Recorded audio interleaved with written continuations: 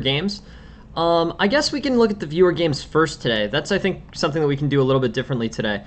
Here, I think what we can do is we can basically see the pawn structures that come up in the games that are due to be played today. And yeah, I guess that's sort of what I wanted to do, and then we can kind of feed this into a broader pawn structure discussion among higher level games. So yeah, so I wanted to start off with this game. This is another one from TK. TK basically plays a queen's pawn opening here, and yeah, I just want to make sure this isn't the same one from yesterday, and it definitely is. Okay, cool, great. On to the next one. More time on the lesson. Okay, cool. Let's take a look. This is a Pieces game, and here we go. Okay, so we've got Pieces game here, Piece versus Oka Nation, and let's take a look at this. Basically, what pawn structures can we expect? What are the various strengths? How do they fit into the rest of our game? That's sort of what I'm curious about. And with d4, c4, knight f6, knight c3, or e6, basically we have a standard queen's pawn game. Let's see if the b pawn holds or whether it gets traded off. But I think that basically this is going to involve, bishop-like attacks, probably isolation of the pawns on the c and d files, and then basically an opportunity for white to attack on the king side. That's generally the plan here. I don't know if white's going to end up playing d5 and trading off on d5 at some point, but I guess we'll see. So here basically trades. Trumpowski lesson is good question, Smiggy. Trumpowski lesson is tomorrow morning. Tomorrow morning, Trumpowski lesson. So that's the question. Yeah. But yeah, thank you for asking, Smiggy. I'm sort of tempted to flip them. I don't know, but we wanted a pawn structure analysis lesson, so I guess that's what we're doing for now. So yeah, I guess what I really want to focus on is how, yeah, no worries, Smiggy. No, thank you for asking. Just mentioning, as always, we have the Blitz tournament after today's stream. We always have the small tournament after today's stream. I'm gonna be in class, unfortunately, but I'll talk about the tournament. Maybe I'll play the first round. Not sure. Welcome, Willem. Welcome, Smiggy. Welcome, Pravilo. Thank you all very much for being here. And really, I just kind of wanted to look at the pawn structure analysis from this game. This is also a viewer game, right? So, the pawn structures may not be the most, I guess, pure demonstrations of GM-level pawn structures. But let's think a little bit about what's happening here. This central pawn structure is, basically closed, and one of the key features of this position. Basically a, yes, so there's a simul today. There's a simul today at 3 p.m. Eastern. I'm going to start my stream at around 2:15 p.m. Eastern, and basically just start pushing whenever I log onto the stream. I'm not going to even really have a lesson plan. I'm probably just going to try to raise a thing. But no, it's 3 p.m. Eastern today, which, again, may not be ideal timing, but it will be work with my class. It's game in 90 plus 60 seconds, yeah, thank you very much for asking. But yeah, we'll see what happens with the simul. I'm curious, the simuls that we've run during the lessons have had about 25, I don't know. I had been hoping for 50. 25 wouldn't be tragic, yeah, thanks, Pravilo. Thanks for the support. Yeah, the timing's not great, honestly. I'm holding it then because that's what works the best with my class time, but we'll see. We will see, right? That's what I'm curious about. Anyways, let's look at this game for now. D4, knight f6, c4, e6. Basically, this pawn structure, this is fine. This is what comes out of this opening, this Nimzo Indian defense. And basically, this locked center is not at all unusual here. It's frequent that white will end up with pawns on e4 and d5. There's 100 analyzed games here. And basically here, we end up in the situation where, so this knight goes to e7. And here, basically, we have, I don't know. I would say it's main line, so the eval is probably going to be reasonably even, in equal position, but a very locked center. That's sort of what we can use to assess this. Basically, this knight on e7, this knight on f6. White bishop can play to beat bishop to g5, and yeah. Bishop to g5, that should be playable, and knight to d2, knight to g6, g3. overall, I guess what I would say basically here is that white's up about a pawn. Better control for white in the center, but at the same time, this bishop pair for white is a bit of a liability. So that's sort of what I'm thinking about. Hey, awesome! Thanks, Unconquered. Thanks, appreciate it. So yeah, thanks. So basically, this bishop on d3 facing off against the c3, c4, d5, e4.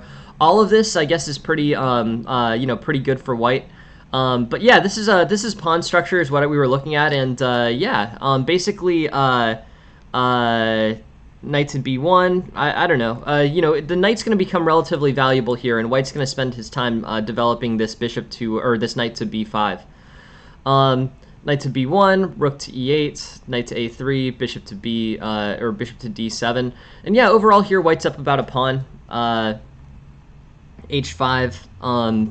But yeah, I guess what I would say here is that this bishop has possibilities. This bishop really only has this one square on g5, and actually black plays could play a big positional move here. If black plays h6, then that basically locks out this bishop, right? This bishop can play bishop to c2, bishop to a4, and end up, with a pretty solid bishop, basically, facing off against this bishop. But the dark squared bishop for black is very locked off, which is kind of interesting because in the endgame, this bishop will become very valuable. So I just want to analyze this pawn structure and how it interacts with the bishops here. Here basically this bishop, the bishop on the dark square, is gonna be a way, it's gonna be in a difficult position in the middle game, unable to advance or do anything. But if white can hold on to this bishop until the end game, then it's gonna be very powerful in clearing off these d6, c5, and e5 pawns. So it's really kind of an interesting position and an interesting demonstration. Yeah, there is a tournament today, Unconquered. I'll show you this. Tournament. I'll just send the link, I guess, just since you asked. But yeah, the tournament starts 15 minutes after the stream. Here's the tournament link, and if you can basically it's blitz again. It's 3 minutes with 2-second increment, it's an arena. Lasts for an hour, I think. 1 hour arena, 3 minutes with 2-second increments. Here we go. Get to feel free. But yeah, there's the link. I'll start sending it a little bit more once the big tournament starts. So, anyways, interesting stuff. But yeah, I guess I just want to sort of think about this. This is a common pawn structure. This can come out of the Benoni. This can come out of the Nimzo-Indian. And basically with these pawns on c3, c4, d5, d4. White's bishops are relatively weak except for going into the endgame. White's dark squared bishop can't do anything, and the only value that it's going to have is bishop to g5 facing off against d8. So yeah, this idea here, bishop to g5 going into d8, this will end up being relatively strong for white. Knight e7. Knight to d2, knight to g6, g3, bishop to h3, rook to e1. Overall here, I'd say that white is up. White is up a little bit, but not very much. This promises better center control for white, but at the same time, having bishops in a position that's made to be closed like this, that's a liability for white. So a5, basically this this sort of works to open up the position. White's going to end up. So basically, I think that this is worse. By the way, this a5 is worse than moves like h6. Instead, the white rook can do something like play rook to b1, play queen to a4, play queen to b5. Overall here, I guess I would say that this is a, this is basically relatively, it's bad for white to open up this position further. You risk activating the bishops, and that's not good. You want to basically run this into an endgame and then win all the dark squared pawns with your dark squared bishop. Knight to a3, bishop to b7, h4. Both sides are relatively equal here. h5 is another error by black. Again, moving these pawns forward kind of in this haphazard way, you're just going to give white more chances. Leaving these pawns closed and invulnerable, that's going to be the best way to play this. Now you can start setting up a tactic, actually, as white here. You have to determine whether it's worth your bishops or worth your dark squared bishop, but here you can just play bishop to g5. Basically bishop to g5 previously had been kind of a pointless square for black, but now with bishop to g5, this is the correct play. Yeah, bishop to g5. So good play by white. This bishop on g5 is going to allow you to start tactics on this undefended h5 pawn. So I think overall that's a good, that's basically a good demonstration of how this pawn structure can get fractured. Basically isolate. Black self-isolates this pawn. That's weak. That's not a good idea. Bishop to g5 and then bishop to e2. Overall here, I think that now white has, white has advantages. White has the ability to press on this king side, and things like bishop to e2 facing off against this h5 pawn. That's going to be a good opportunity for white. Queen to c2, queen to d7, bishop to e2, knight to h7, bishop to e3. Okay, so cool. Yeah. Hey, good morning, Aphelion. Thank you very much for joining the stream. So I would say f3 here is the improve. Basically f3 is the move that pushes this forward. Forcing this bishop to h3 puts it in a very awkward position, and I guess what I'd say here is the early f3, and then this bishop goes to h3, and then white's comfortable. So bishop takes, pawn takes, knight to b5. Knight to b5 is posted. The rook can basically play to b1, b2, rook to b1, and end up basically yeah. So good question, Saraf. The simul is at 3 p.m.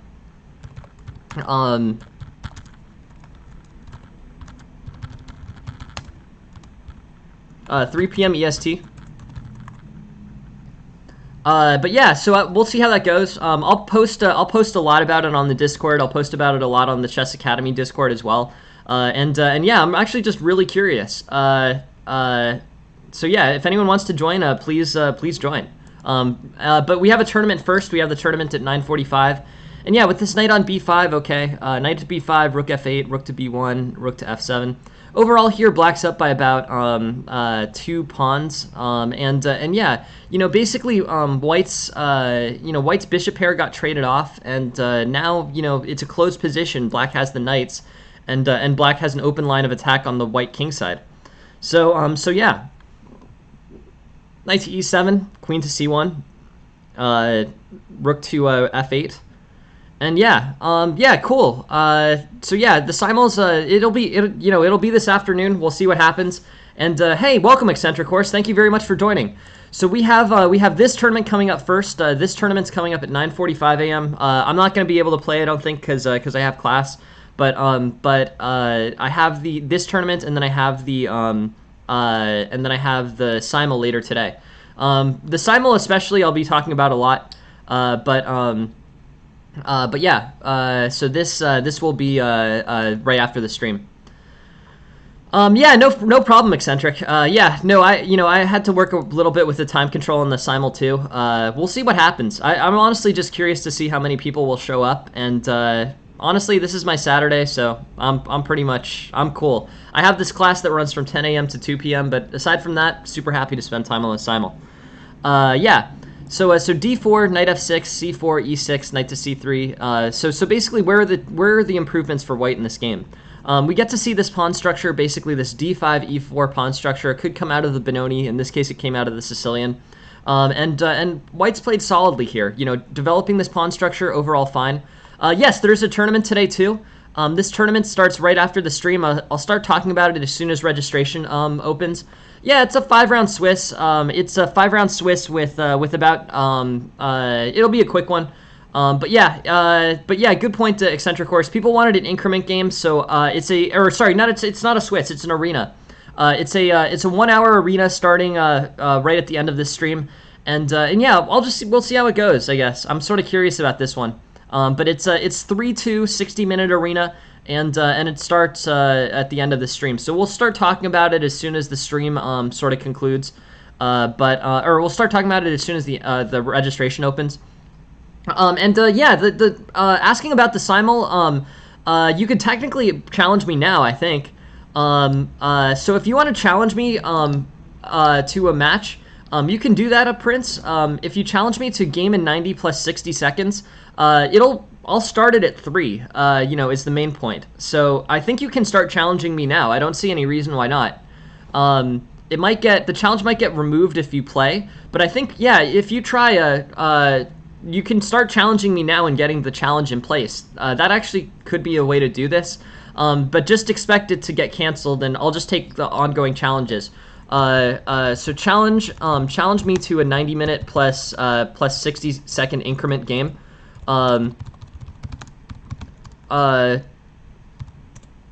Yeah. So simul starts.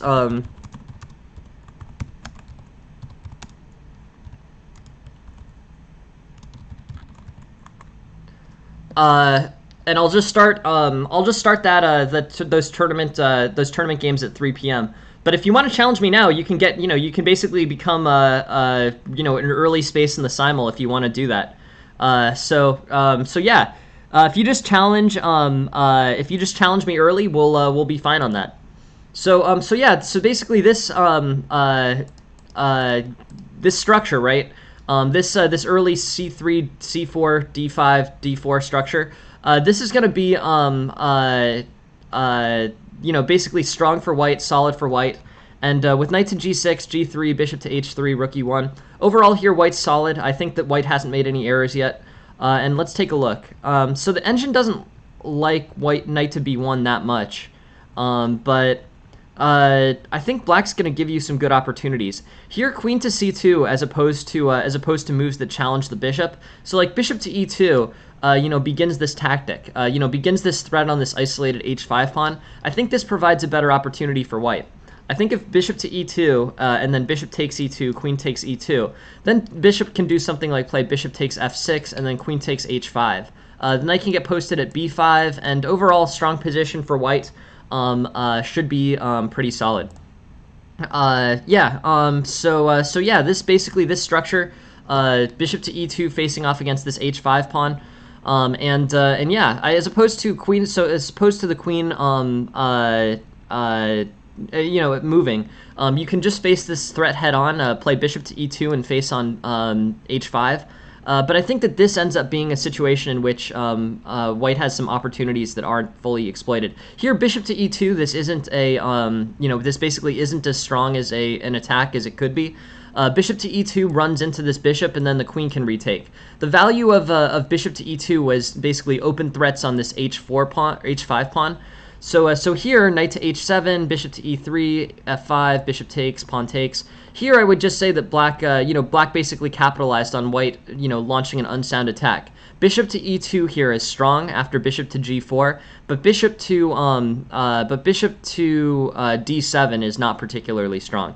Here, this bishop's just facing off against H5. Okay, opportunity for the white bishop to take.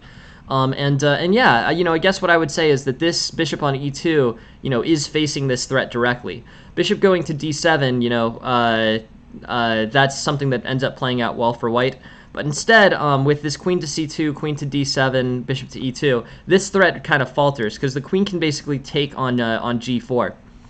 Anyways, knight to H7, bishop to E3, F5, bishop takes, pawn takes. Overall, this structure, this structure is favorable for black. Basically you've stopped any, queen or any kingside advancement here.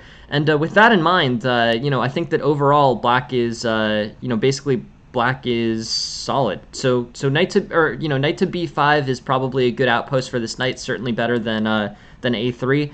But the knight's not really going anywhere. This kingside attack's not going anywhere. So now black is better. White's basically, his plans have kind of subsided on both flanks here. So it's kind of like, what white just didn't capitalize.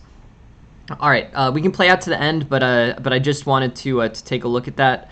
There's some maneuvering here, but again, black just has a large positional advantage. Black uses F3 fairly effectively, this weak square by the king for his rook. And yeah, I guess what I would say here is just overall this ends up in a good situation. So yeah, what I would think about here, how do we kind of capitalize further as white on this attack? Because white looked fine. Basically white had this opportunity. If white took it to an endgame, white should win because he had this strong dark squared bishop facing off against the things. But bishop to H3, rook to E1, knight to A5. Hey, welcome Sam Sejwani. Thanks for joining the stream. Knight to B1, rook to E8, knight to A3, and bishop to D7. Okay, so h4 here, white's up by about a pawn. This attack is progressing. So we're in this situation. We want to take a look at this situation. In terms of pawn structure analysis, this large pawn structure for white, this is good. This provides a consistent larger pawn structure for white. Kind of an issue with the bishops facing,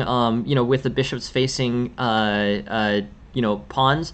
But in the endgame, the dark squared bishop especially is going to really have good chances and good threats on these dark squared pawns on d6, e5, and c5. So how does white really advance on the king side here? That's what I'm kind of curious about. h5 was a bad move. This isolates this pawn and basically opens black up to attack for trying to win the h5 pawn. Hey, thank you very much for the follow, VJ. Appreciate it. Thanks for joining.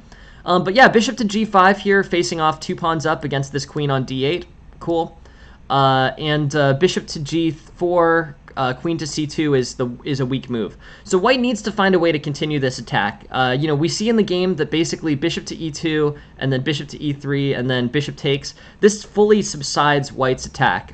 Basically this causes white's attack to be, for basically white's attack to be eliminated. You can play rook to f1, you can play rook to f1 and then f4, but here white's, I guess what I would say is that white's basically, doesn't have really much of an opportunity for advancement. You can play f3, you can play f4, but white is solid here. Black is better by about a pawn, white's basically, his attack is over, black is solid, black's up by about a pawn. So really, the mishandling of this attack is the takeaway from white's position. So here, with bishop to g4, bishop to e2, this continues this attack. It threatens to win this h5 pawn head-on. If black plays something random here, like, say, rook to b8, you can play bishop takes g5, pawn takes g5, bishop takes f6, queen takes f6, queen takes g5, and then you'll be up a pawn as white. That up a pawn as white, that should provide the opportunity to basically, that should provide the opportunity to win in isolation. So I think that's good. That's definitely, a solid play for white. And yeah, that bishop takes f6, bishop takes g5 idea. I think that's a good idea. White's up by about 2.5 pawns, and things should really be fine for white.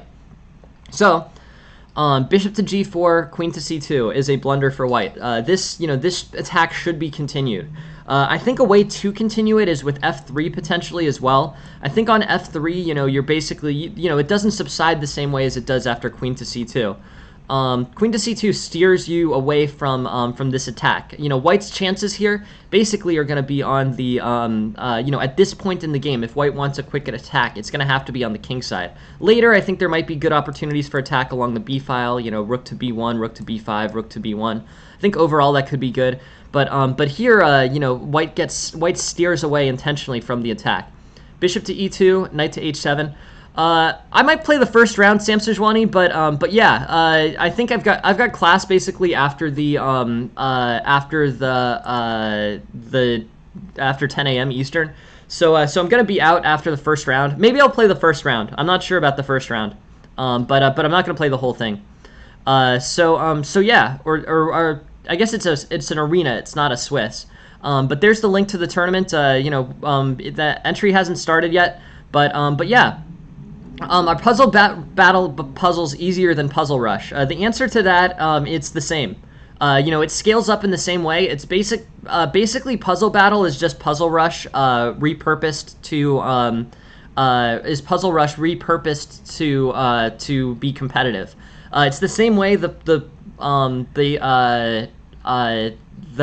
puzzles scale up in the same way. So that's, I guess, what I'm saying is the Puzzle Rush battles easier than Puzzle Rush? No, they're the same. It's Puzzle Rush with 2 players. Knight to h5, bishop to e3. Okay, so really, white needs to press on this.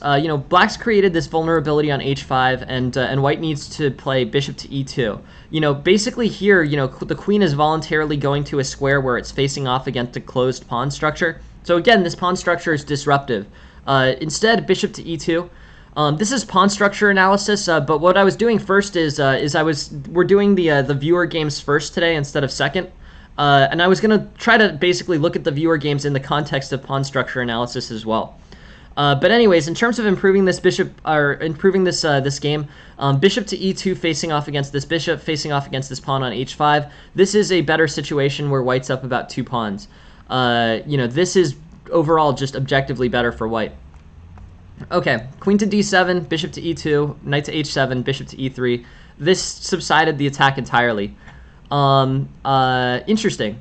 Yeah, no, I think it's the same, Pravilo, but maybe you are more pressured in puzzle battle.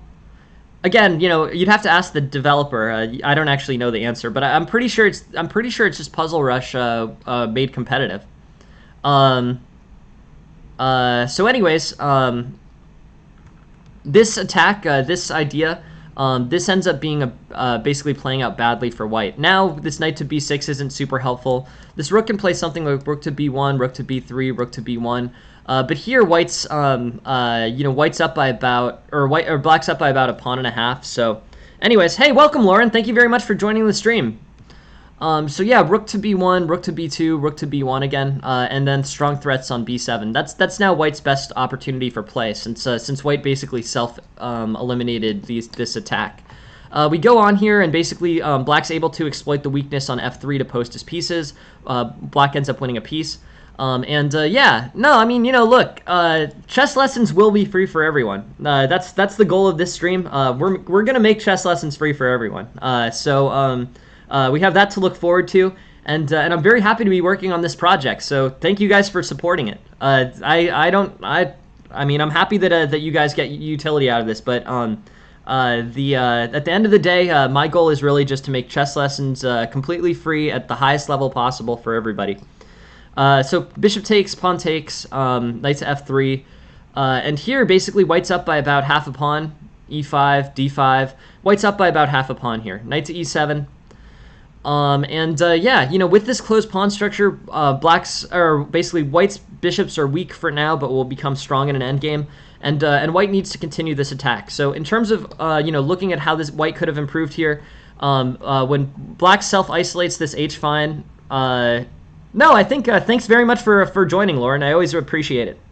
So h5, bishop to g5, and bishop to e2, and white has good opportunities to win the h5 pawn. So on bishop to g4, bishop to e2, and things should be about equal. So anyways, no, thank you, Lauren. I really appreciate that vote of confidence. So yeah, bishop to e2 facing off against g4 and h5. This should provide a good opportunity for white to basically advance here. Anyways, this is an interesting game, and the real error was kind of multi-piece. When you had this opportunity to attack h5, that was the opportunity. Black's pawn structure with this isolated h5 pawn was weak, and when you end up attacking it, it's gonna fall. So that's the way to improve this. Rook to b1 here is good. Knight to b5 here is good, and then outposting on the b file is good. But yeah, thanks. So yeah, thank you very much for sending the game piece, and yeah, I'll take a look at the next one. But the main error there, I think the main thing that could have been changed in White's favor there was attacking more aggressively on the the dark squared pawns on the side. So anyways, interesting game, interesting way to take a look at that. And yeah, let's take a look. Basically, here's the next one. This one is sent to us by Cloudy Dino, so we'll take a look. D5, pawn takes, and basically here, this structure, which is the French defense knight variation is what they call this. Knight to f3 as opposed to d4. Let's just figure this out from a probability, or from a frequency perspective. This is about 4 out of 180,000 games, so what, about 2% of the time? No, 6% of the time? Yeah, so about 5-6% of the time. Okay, cool. So knight f3, d5, pawn takes, d4. Basically here, this trades off into a French exchange. But yeah, d4 is almost always played after the pawn exchange. This transposes into the French exchange variation. And here, this is interesting. I'm sort of surprised that c5 isn't a more accepted move here. I would figure that this c5 would turn into the French Monte Carlo attack, with the colors reversed. The white knight on f3, but black basically can play the French Monte Carlo with c5 challenging d4. So c5 is considered to be inaccurate here, though. Instead, black's supposed to play bishop to d6, supposed to play knight to f6, and start development. But yeah, I'm surprised why challenging the center for black is not. Yeah, so interesting. Yeah, so I guess that's the issue. This basically threat on c, or basically black doesn't have the opportunity. So c5. Right. I mean, this would get tangled. So let's look. Knight bd2, knight c6, bishop to b5, bishop to f6, d takes c5, bishop takes c5. Yeah, sure. I mean, basically this will become an isolated queen's pawn. Yep. But I guess, I don't know. I'm just sort of surprised on that one. Anyways, the game continues. C5 is I think not played, right? No, c5 is played. c5, bishop to b4, knight to c6. And the error here was bishop to g4. C4. Yeah, no, I think it's a great tool, Pravilo. I think honestly, that turning it into a game, I think is great. Turning training into a game is great. People have sparring partners and that kind of stuff for this reason. But Puzzle Battle makes it so easy to really focus because you're interested in winning the competition. Interesting. 2.25%. Is that right? Let's go back on this here. I actually wait. So 3,900 out of 178. So 478s.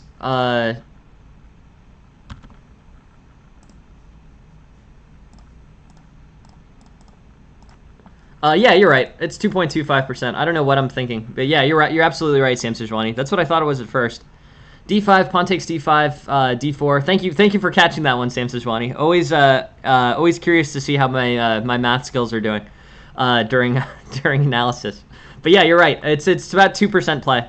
But yeah, pawn takes, bishop takes, castles, knight to c3, bishop to e7. And here, basically, white has opportunities, either bishop takes f6, rook to e1, bishop to d3. All opportunities. Bishop to d6, knight to d4, knight takes, bishop to d6. And yeah, here, I guess what I would say is, yeah, this variation, this is the French exchange variation. And yeah, queen takes f6, queen takes, pawn takes, rook to e1, bishop to b4, rook to e1, rook to d8.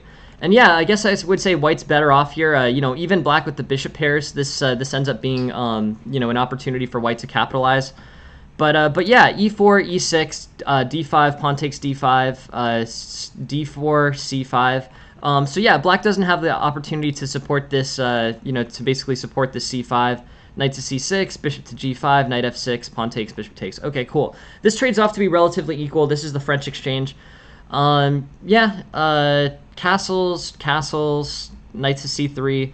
Black can do something like play bishop to e7 or bishop to e6 here. I guess I would say bishop to e6. Okay, bishop to e6 is the main line, and bishop to e7 is the second line. So bishop to e6 here, knight to e2, h6. Here basically white is worse. I think this, yeah. So let's take a look at this analysis. I think that basically bishop to e7, rook to e1, bishop to e6, knight to d5, knight takes, queen takes. Overall here, this this bishop to d6, abandoning this defense, bishop to d6 is not a helpful move here. So I think what I would say is that bishop to d6, basically bishop to d6 here is a mistake, right? Because here, that's going to worsen the pawn structure. The black bishop can just basically stay on e7, and no errors will be created. Moving this bishop again, this would be the third time in this opening, is an error. Instead, black can play something like rook to c8. I'm kind of curious, rook to c8, queen takes a2, bishop to c5, and black has good control of the center. That's kind of an interesting point. But basically, if you're going to try to create a situation in which, or basically bishop to e7 prevents these pawns from getting doubled and isolated on the f file. So bishop to d6, bishop takes, queen takes, pawn takes. And overall here, position's about equal. Bishop to b4 facing off b4 to e1, rook to e1, rook to d8. White's up by about a pawn, and yeah, bishop to a3, bishop to c5, rook to d3. And yeah, I guess black's just better, or white's just better here. This is kind of underwhelming. Anyways, a6, bishop to a4, b5, bishop to b3. I think the move here now is d4. D4, and you should be able to, basically trade these bishops off with the tempo that you get. D4, knight to e4, bishop takes, pawn takes, bishop to e7. But white's better. So, anyways, improvements for black front to back in this game. Okay. D5, pawn takes d5, c5, bishop to b5, knight to c6. This is an error. I guess I would say that here, basically, this, white's up a pawn, knight to f6, pawn takes, bishop takes. Situation's about equal. So I think black's playing fine. The real error here came with bishop to d6. You had this opportunity. You've played the bishop to e7 for the idea of not trading off this, not trading off and getting doubled isolated bishop pawns here. But bishop to e7 after bishop takes e7, bishop takes e7. This should be good for black. So, anyways, yeah. So the advanced, I don't know. I mean, the advanced is interesting. The French advanced, I mean, it's a very classical opening. I think it's kind of fallen out of favor a little bit, but yeah, I mean, I know it's a relatively playable game. So queen to d4, first error for black in this game. First thing that I'd like to revisit: bishop to d6 here. Now queen takes f6, queen takes f6, queen takes f6, pawn takes f6. Now black has these doubled isolated pawns and basically a fractured pawn structure. So if you wanted to avoid this fractured pawn structure, you could just keep the queens as is. Play rook to c8. This is a straightforward developing move. Play a6. But bishop to d6 is an error for black and one that white capitalizes on. So white basically moves into the situation where white has about 2.5 pawns here. A6, and then what does white do? White plays bishop to a4. The better way to capitalize on this was actually bishop to c4. This threatens this d5 pawn. So this also was an error for black. An error for black because of this tactical resource that white has. So this is the second move worth revisiting in this game. With this a6 move, the bishop can move to a square. Basically with tempo, the bishop can move to a square where it's exerting a pretty serious attack on e5. Here, I think the best response should be d4. D4 gets this, gets this bishop off of this heavily attacked square. The white pawn can't take the bishop on c4 because then rook takes d8, rook takes d8, rook takes d8. But yeah, this bishop to c4 move, that was the opportunity for white, and that's the move that refutes a6. So, anyways, basically this strategy, this ended up playing better for white than for black. And with the bishop on c4, now it's kind of so bishop to a4 was what was played. White doesn't fully capitalize on that tactic, but with the bishop on c4, white's making good chances to win the d pawn and is going to have a lot of momentum. So yeah, bishop to b3, d4, knight to d4, bishop takes, pawn takes. And here probably bishop to e7 I think could be a good opportunity for black. But overall, I think bishop to e7 over bishop to over bishop takes b3. But again, black's basically running out of resources here. There's not really much of an opportunity for black to advance. So bishop takes, pawn takes, bishop to e7, rook takes. Yeah, overall this generally, the situation's quickly deteriorating for black.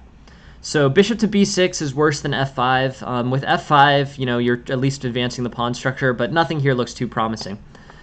I guess I would just say the engine dislikes bishop to b6 because it allows knight takes f6 uncompensated. So knight takes f6 and bishop to b6 basically hangs the f6 pawn for nothing. So anyways, that situation it plays out badly for black. I think that is an issue. Yeah, you have basically the opportunity to look at a few different ways to improve as black here. So d5, pawn takes d5, d4, c5. Overall, this was an error. And then the real changes for black. Bishop to e6 was worse than keeping the bishop and queen on e7 and d8 here. I think instead rook to c8 was a better way to play. So bishop to d6, which allows white to fracture black's pawn structure. That's the first thing that I'd fix in this game. Okay, second idea. This a6 move runs into this tactical refutation of bishop to c5. With the bishop on c5, you can play bishop to g4, bishop to c5 here, and yeah, d5 is the best defensive resource. So this is the second error for black, basically allowing white this tactical resource. White doesn't see it, but that's another move that black could improve on in this game. And then the last thing the last thing here happened when black just hung this pawn on f6. So that ended up being just a straightforward blunder. Anyways, what I would like to do now is thank you very much for sending the game, Cloudy Dino. And the next thing that I'd like to take a look at is we have some GM games. I wanted to look at the pawn structures from these. I also just wanted to look at the GM games. We saw a really interesting one, Carlsen versus Caruana in St. Louis. Let's take a look at Carlsen versus Nakamura. I think we may. I'm not sure if we've seen this one before, but we will quickly see. I'm a little bit nervous that this is the Carlsen Caruana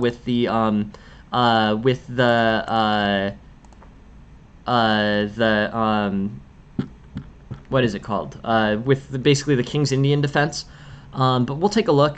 This is not the King's Indian defense. This is the Queen's Gambit declined Carlsen Caruana. We'll get to take a look at a Queen's Indian declined or Queen's Gambit declined pawn structure in this one, and that's sort of what I wanted to look at here.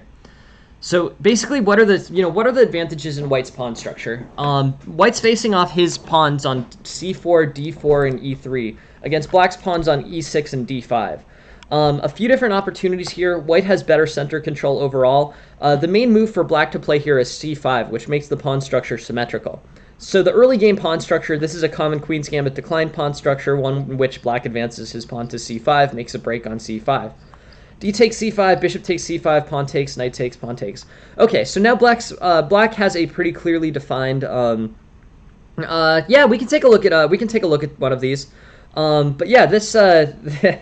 Yeah, so this is I guess they call it the Harwitz line, but yeah, so the Harwitz line, pawn takes, knight takes, pawn takes. Black's got this isolated queen's pawn, and White's got these open files on the c file and the d file.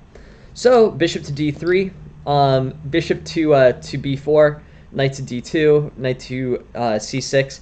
And Black's going to have good opportunities with attacks. Basically, one of the main ideas in Black's position, so we'll just take it from Black's perspective, since I think it's, there's a lot of value in determining this isolated queen's pawn. Basically, the time at which you're supposed to trade off the isolated queen's pawn is tactically determined.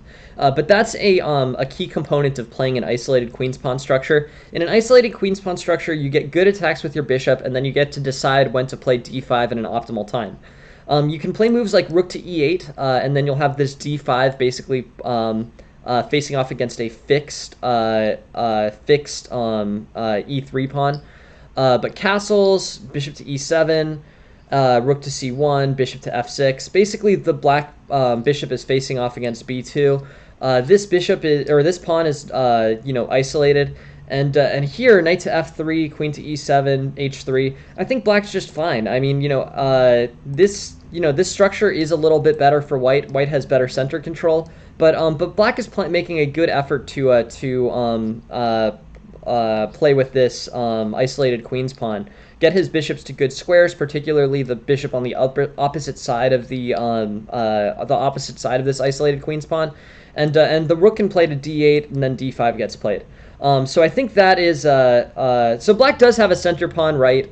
I'm not sure I would call Black having. It's interesting. Okay, so you're raising a really good point, Lauren. I would say that White has the better center here, but you're right. Black does have the center or the center pawn here. So let's really think about this.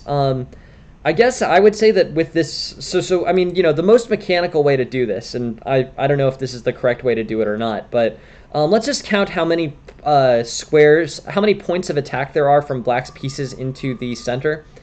Here, there's one from the bishop, there's two from the knight. So let's count up White's.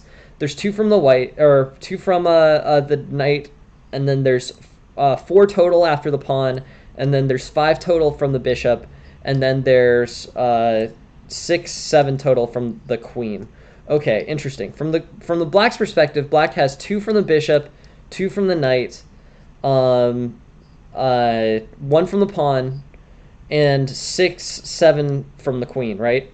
So I don't know. Is that the right way to count it? I'm not 100% sure. But 7. It looks like 7 points of attack for both sides on that metric.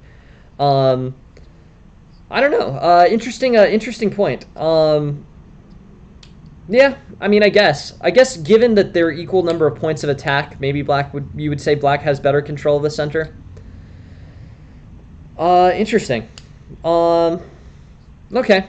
All right, maybe black is slightly better here in the center. This center pawn faces off favorably against this pawn here. An interesting point. Yeah, I guess. Yeah, I guess you're probably right. Black is a little bit better in the center here. White has these long bishop diagonals. These diagonal facing off f4 into h6 and f4 into b8 and d3 into h7. That should be good for white. But yeah, interesting overall situation. Um, yeah, yeah. All right, cool. I'll say that black has a better control of the center. Uh, so yeah, if basically you can launch an attack against this d5 pawn. Anyways, let's take a look. Amy Michelle is the first person to sign up. Thank you for joining the stream, Amy Michelle. But yeah, we have this threat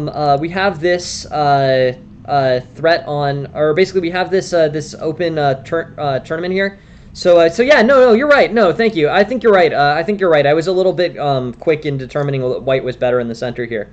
I think black might be slightly better. It's pretty close to equal. But yeah, feel free. If I'm wrong, you can, feel free to correct me. Like honestly, I don't want to, one of the things that also drives me crazy is basically people, getting into the situation where they're entrenched in their position. But yeah, absolutely. No. Thank you for that, Lauren. Always very happy to get to examine things more closely.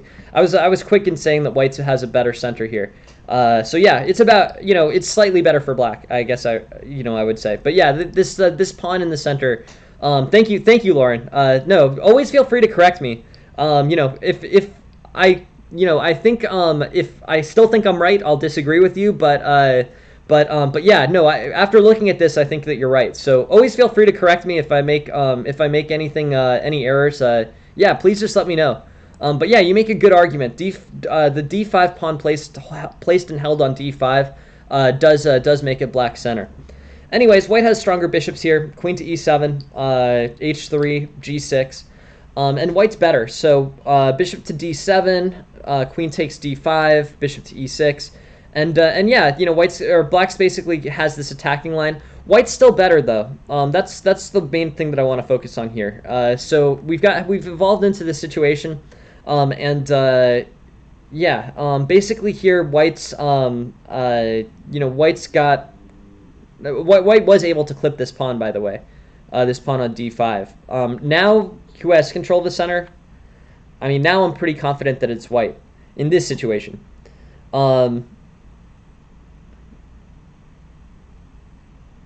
Yeah, white has it now, right? Because now it's equal.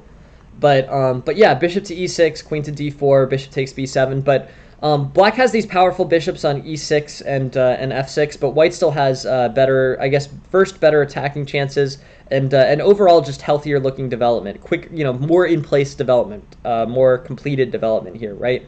The rooks are still on the f file and the a file. This white has this rook on the c file. Again, in grandmaster fashion, they ignore this threat. F5, bishop to g5, bishop takes, and yeah, I guess I would say the white here is basically fine. So, anyways, white's up going into this endgame, and yeah, things should be cool.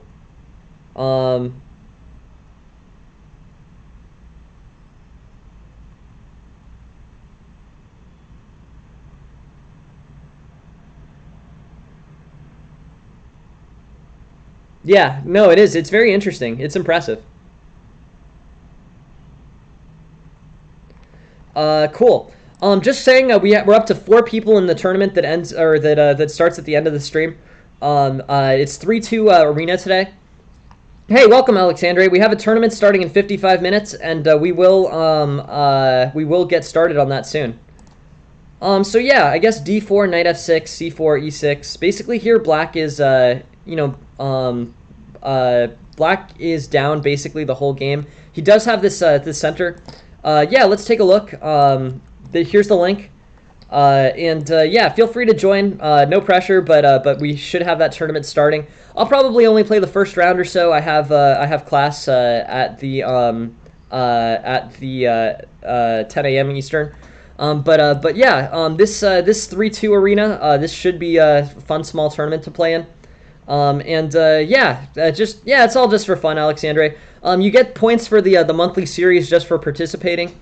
So yeah, you can always play one round and stop playing. You'll still get those three. You'll still get those 3 points for your tournament series. So if that's something that you're interested in, you'll get your points there. d5, knight c3, bishop to f4, castles, e3, c5. Basically, black's pawn structure here is equal. Black ends up with this isolated queen's pawn on the d file, and even with this isolated queen's pawn, which becomes vulnerable and it ends up getting lost later in the game, this isolated queen's pawn provides provides some center control, as Lauren has mentioned, and yeah, the simul. So simul is at 3 p.m. The simul here. Sorry. Let me have, or I'll just show you the link. You can also start challenging me to that now if you want. I think your challenge might go away, yeah, here's the link, or here's that. But you can start challenging me now to the simul if you want. We'll see what happens with the link. I think the challenge will stay there. But if you want to challenge me to 90-minute plus 60-second now, if you want, you won't. I won't accept the challenge for another 6 hours. But if you want to, play now, no, it's really helpful, Lauren. I mean, I guess I've never really thought about it that way, but I've thought about it more using this component points of attack. But yeah, having a pawn occupying the pawn center, that's a really good point.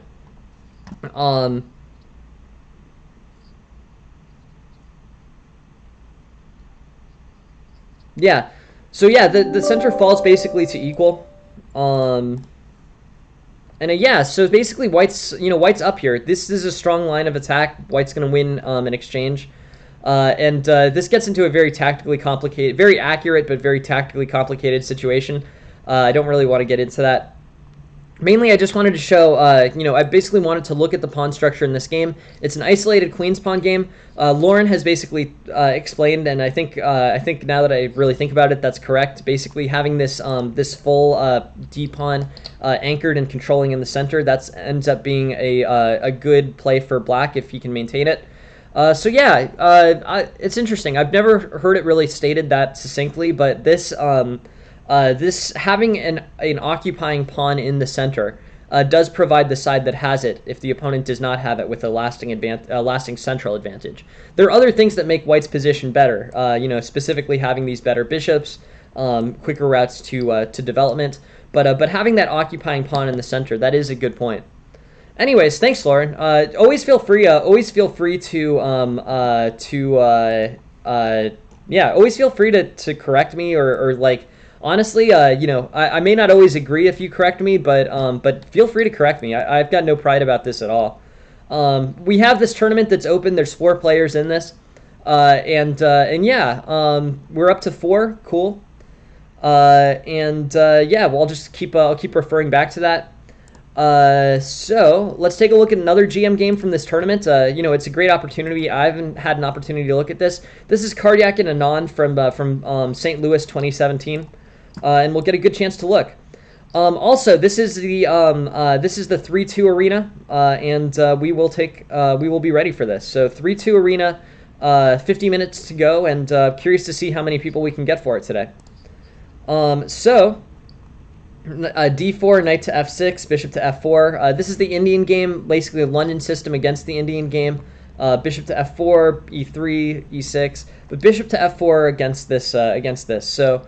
White's going to have a lot of London type components. So basically this bishop on f4 facing against this knight on b8, knight to f3, bishop to d6, knight to d2, c5. And what can we get out of this? Basically, this c5 bishop, basically, has black controlling the center slightly earlier. White could maintain symmetry with playing c4. I'm not sure this would work. I think this would end up with an isolated queen's pawn for white. But c5, bishop to b5, knight to c6, pawn takes c5, bishop takes c5, c4. Okay, so basically white's challenging in the center, and then this lasting, basically the pawn structure here is symmetrical, drawish, and with open files on c and d file. Bishop to g3, bishop takes, knight takes, queen to d7. Okay, so white is fine here. I don't think there's really much in the way of, I don't think there's much in the way of central play. Overall, this is going to be a pretty drawish game, I think. And because of this, basically because of this symmetrical center. Hey, thanks. We're up to 5 players here. Feel free to join this arena at any point. I'm probably going to advertise the link every 15 minutes or so. But yeah, this is drawn, right? Because the center's neutralized. Let's see how these guys try to come up with an idea of securing an advantage. But yeah, this is going to be really, really drawish.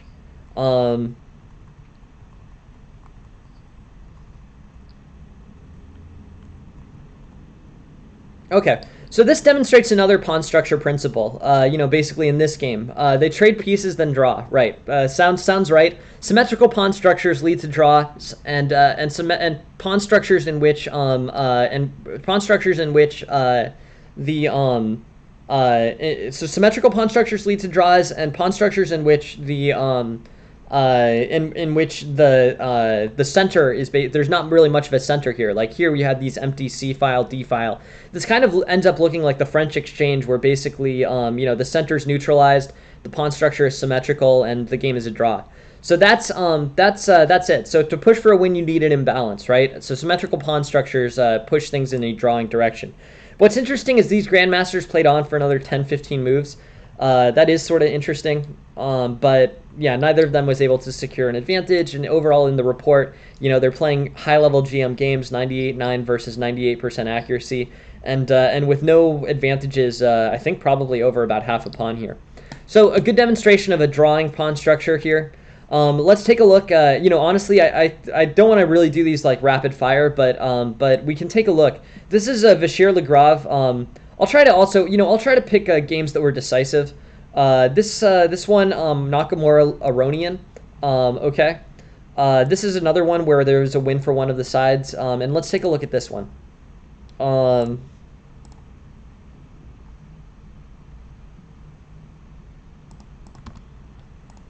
Cool. 5 players so far. So if anyone wants to play this tournament, here's the link to the tournament here. It starts in about 45 minutes, and yeah, should be starting soon. Okay, so Nakamura versus Aronian, c4, knight f6, e5, knight to f3. Okay, so this is the English opening. 4 knights. Interesting opening. White doesn't really have any opportunities to make things too aggressive here. White can probably play something like e4. White can play something like knight to g5. But here White basically goes for g3. Black can keep it symmetrical with g6 if he wants. But the most common move here in this opening is d5. I think this is what was played. So g3, bishop to b4. This is so this sort of has some components that look like a Nimzo Indian with this bishop on b4. Nimzo Indian comes with d4, but yeah, here bishop to g2, castles, e4, and I guess I would say that White is White. We're up to 6 players here in this tournament. This tournament's starting in 45 minutes, basically here White's idea is knight to g5, knight to e1, should overall be comfortable for White. Let's look at the eval. But yeah, I think that this e4 move is basically a pretty distant extension of this e5 to e4 pawn. This will allow a point of attack for White. I think Black will be able to maintain, but after knight to g5 here, White's got this advanced e pawn in the center. So far when we think about this, what is the pawn structure here? What does it fit into in terms of the larger context of openings? Interesting. Like, what is this, basically what is this identifiable as? I guess you would say this is an English pawn structure, but I think that it's not really complete. So let's wait for this to transpose a bit more. And yeah, at no point here is this really a very discernible pawn structure. It's sort of a unbalanced kind of, this doesn't resemble any named pawn structures here. So here, I guess what I would say is that with d5, knight pawn takes, knight to here, and basically, what is going on in this position? This is just an atypical position between two high-level GMs. Really very interesting, actually. Looks pretty junky. This looks like a pretty, this isn't really identifiable as any given, yeah, no, I mean, right? That's what's kind of interesting about this type of position is basically, what are the advantages for either side here? Like, this e-pawn is very isolated, so that's going to provide a point of attack. And white, in this situation hasn't really made attempts for the center.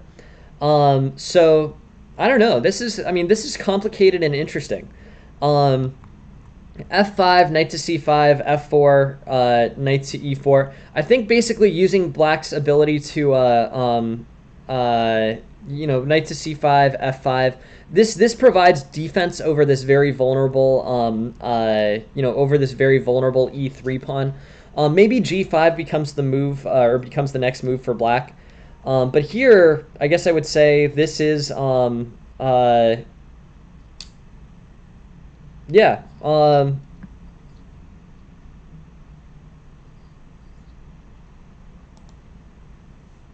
I just think I just think it's interesting. This is basically a really yeah, but it's interesting to watch high-level GMs play in such a kind of aggressive, not not untraditional way, right? So I want to just slow down for maybe like 3 or 4 minutes and just think about this. So what's going on in this position? Because it's really, I'm sure the GMs who actually had the time and the effort to look at this, they basically were, looking for, this is a very unbalanced, dangerous position for both sides. Black technically should have better control of the center, I think. Basically, black has 2 knights in the center. And white's only really controlling the 4th rank of the center in any place. So e5 would have led to many exchanges.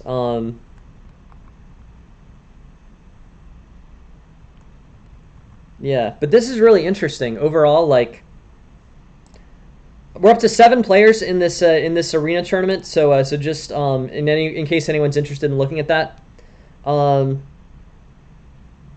So when black played e4, let's look at this. The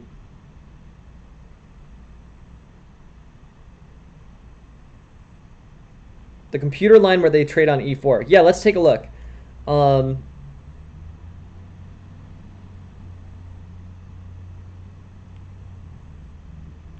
So what, like d5 here? Or I just want to make sure. Trade on e4. Oh, okay, sure.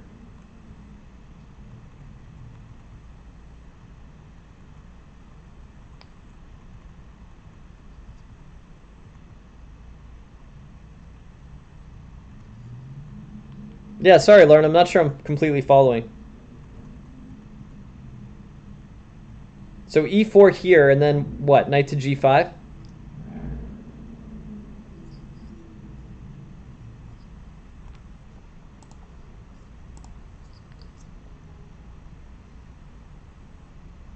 Okay, knight to g5, and then like there's a line where black trades.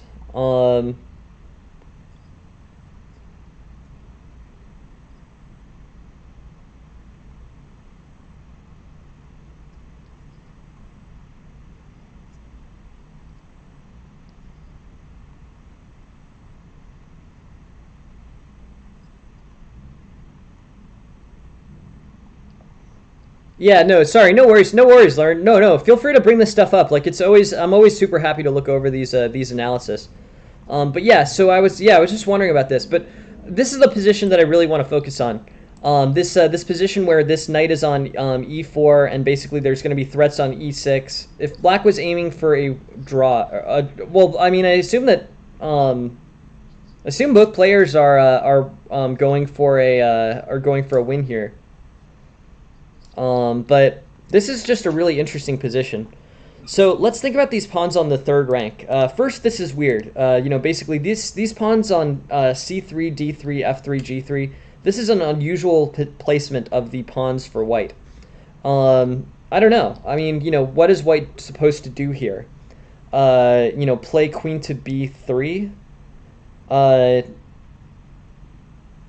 Not sure that's playable. Queen to b3, pawn takes e4, f takes should be fine. But queen to b3, knight to a5, and then like queen to b5 or queen to a4, I guess. Queen back to a4. That's what I'm sort of interested in looking at. Queen to b3, knight to a5, queen to a3. Okay.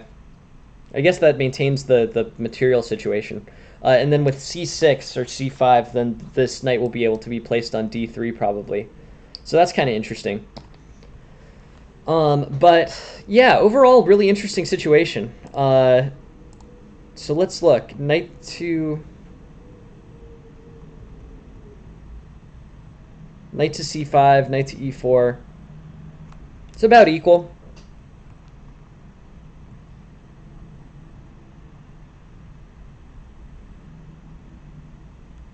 Okay, so here's the error for the game. So basically, white's decided to try to control more of the center with c4.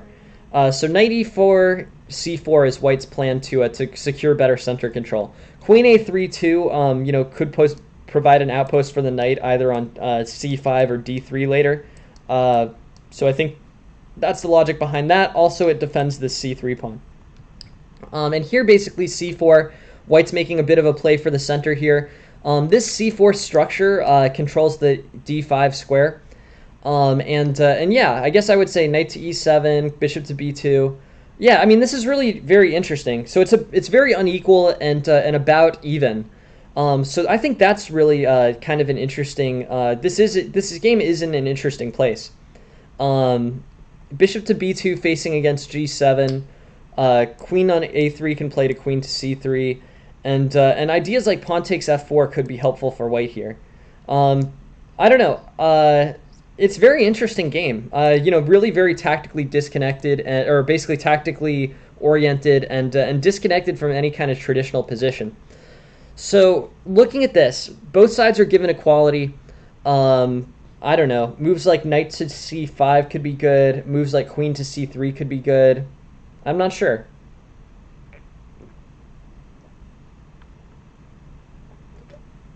Bishop to a3 looks playable. Pawn takes f4 looks playable. But a lot of opportunity for white. Maybe maybe queen to c3 d4. I guess I would start setting up a d4 d5 attack here.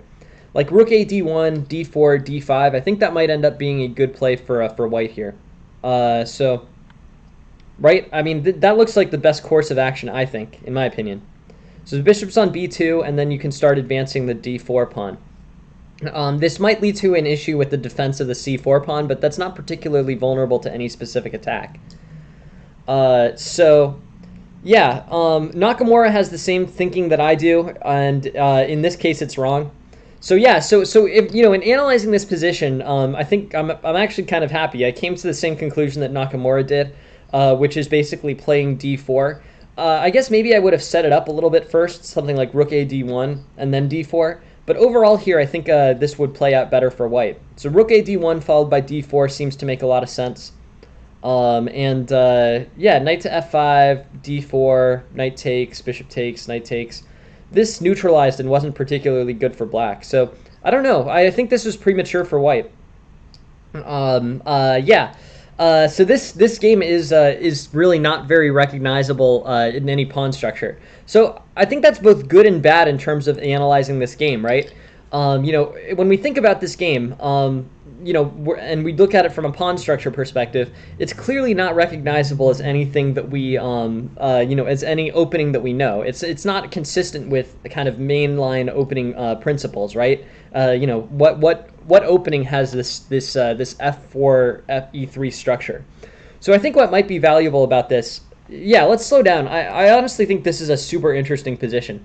I came to the same conclusion that Nakamura did as white, which was that d4 is probably the way to play it. But yeah, I don't know. It didn't objectively seem to play out that well, so there's that too. So we'll take a minute. You guys can look at this game. One thing I just wanted to say, we have another tournament, and basically starting at the end of this stream. This tournament starts. It's part of our series, and it's a 3-2 arena that's going to last an hour. Here's the link here. Feel free to sign up. It's got about half an hour to go until it starts, and yeah, feel free to join if you're interested. But yeah, so basically, king to h1 looks solid. King to h1 is what the engine is talking about. But I think if white actually wants to press in this position and press for a win, things like rook a d1, d4, and d5 are probably the way to go as white. Really interesting, in my opinion. So yeah, I think that's strategy. That's the strategy I would look to. Rook to d1, queen to c3, d4. Overall, pretty interesting. White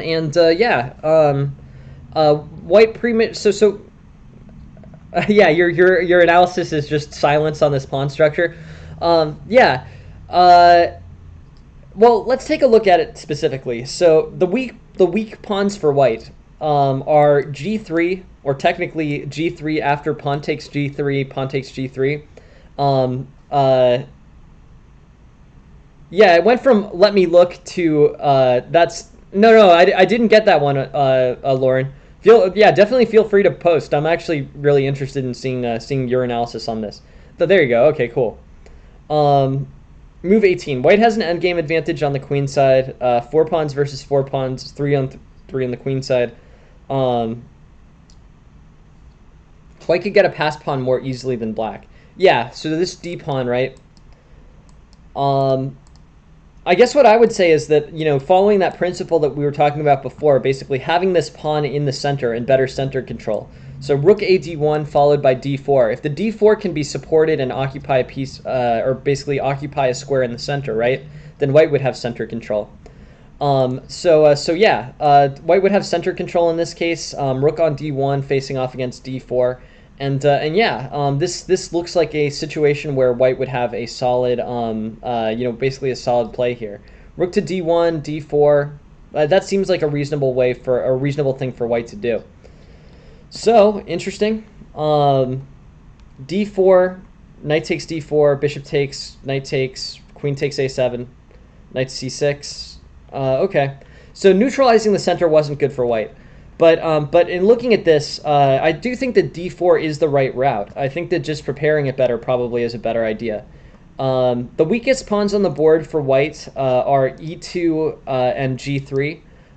The weakest pawns on the board for black, this overextended pawn structure should be vulnerable, particularly after pawn takes f4.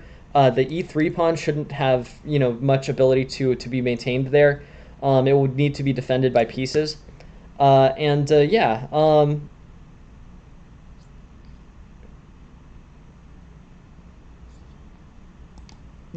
got those messages, Lauren. Thank you very much for posting them. Always helpful. So basically things like pawn takes f4 for white could be good. It's really interesting. Complicated high level GM games in a very atypical pawn structure. Really interesting position for analysis, really. I don't know. I think it's interesting. Threats on f4, pawn takes f4. But yeah, these threats, basically, rook to a d1, d4, d5, should be a reasonable way for white to play this. Maybe pawn takes f4 could be good. Isolating the e3 pawn. But d4 seems to fall tactically. So d4 was premature, basically, right? D4 was a premature move of d4 by white. White should have instead gone like rook a d1 and d4. I think that was a better course of action. Rook a d1. Okay, so now the knight gets outposted on d4. So maybe not. Very high level stuff. Super interesting.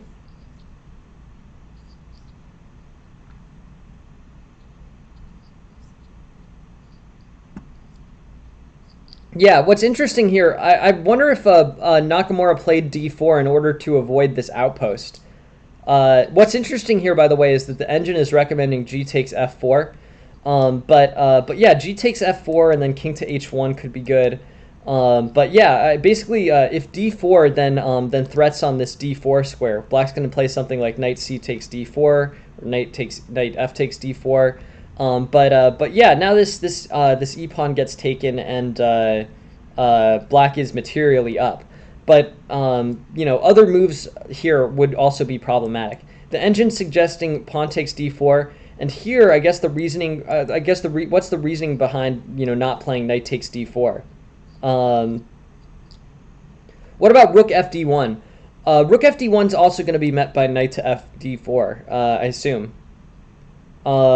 Here, rook to g6. Okay, I mean, well, first let's look at this knight fd4. This leads to about the same 1.5 pawn advantage that all the other moves were making.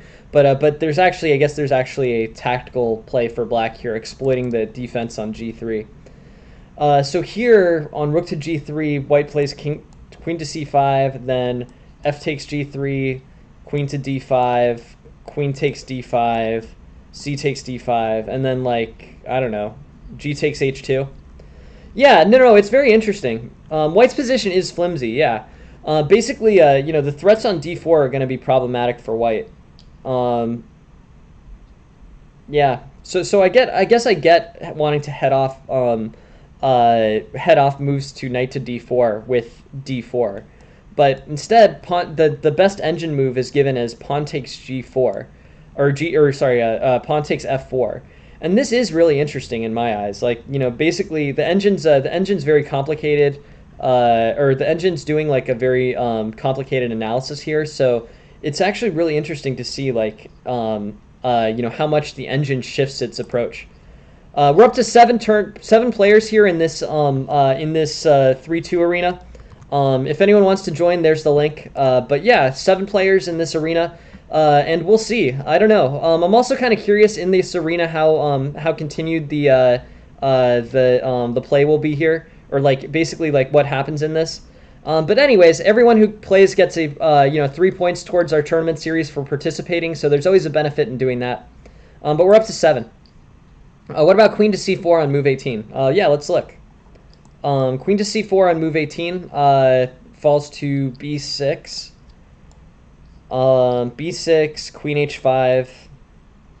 This game is really crazy. I mean, it's a really complicated, crazy game. Is the main takeaway from this. Move 19. Okay, so yeah, queen to c4, basically threatening this knight directly. Interesting. A knight just posts to d4, I assume, but yeah, knight to d4, and then white's not going to have any ability to deal with it. Knight fd4, queen to c3. Okay, it's still going to be knight to d4 though, I think. Yeah, knight fd4 with threats on e2. I think that's the yeah. So sorry, I was looking at queen to c5. But yeah, this mate threat, right? Or I guess it's not even a mate threat with the knight on f5. No, it's all good. I mean, honestly, this position's really complicated, very high-level GM. So yeah, looking at these GM's moves, it's interesting. I haven't done that much, honestly, like, I haven't done too much GM game study in my life, so it's great to get to get an opportunity to do this. So queen to c3 facing off on g7. No, for sure. No, I think this is all really very interesting. So yeah, this queen facing off on g7, cool. e4, knight takes, bishop takes, knight takes, queen takes a7, knight to c6, queen to a3. Basically, black's up by a pawn here, and I don't know. It's interesting. Basically, this is the game. So white wins this this d4 pawn, and then white wins back the a7 pawn. So in this situation, white's traded the pawn on d3 for the pawn on a7. And here, this again, is good for black. This was a trade of a fairly useful pawn for white versus a fairly useless pawn for black. So instead, something like rook to d1 could be good. Knight to c6 is what's played here. This gets this defends the rook on b8 and gets the queen out of the territory.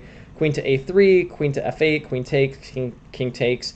And basically here, I think that I think here black's just kind of solid. These pawns never really became a liability. I guess what I would say is I would be tempted to play g takes f4. So I think that black probably needs to play g5 on the next move, and he does. So instead, maybe here white could play g takes f4 and fracture this pawn structure and create this vulnerability. That might be a move that I think makes more sense for white here. So queen f8, queen takes f8, king takes f8, rook to d1, g5, knight to c3, rook to d7. Overall here, I think black's up by about a pawn. Interesting, interesting situation really. But this line allowed allowed black to maintain the strength of his pawn structure. Basically, the integrity of this pawn structure, h6 running through e3. This was provided a good and lasting opportunity for black. I think instead, basically here, queen takes, king takes, g takes f4 probably. G takes f4 and black's up by about 0.8 pawns. I think this might provide a better opportunity to fracture the pawn structure for white. So that's interesting in my mind. Basically leaving this e3 pawn very difficult to defend for black. This makes more sense to me. So yeah, well, I mean, this whole thing was just wild. Basically this was a this situation ended up playing out in a very interesting way. So instead, knight to d5 probably. But what can you really do here as black?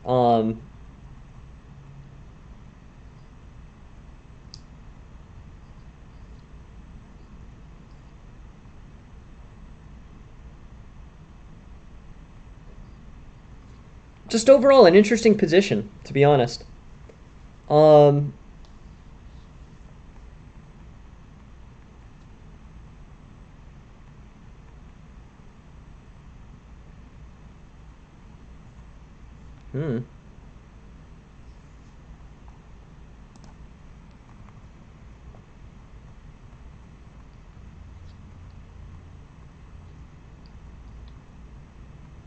Yeah, this is a pretty junky English, I guess.